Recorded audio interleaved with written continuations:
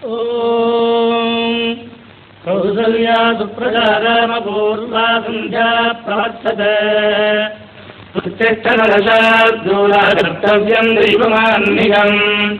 उत्तिष्ठोत्तिष्ठ गोविन्द उत्तिष्ठ गरुडध्वजा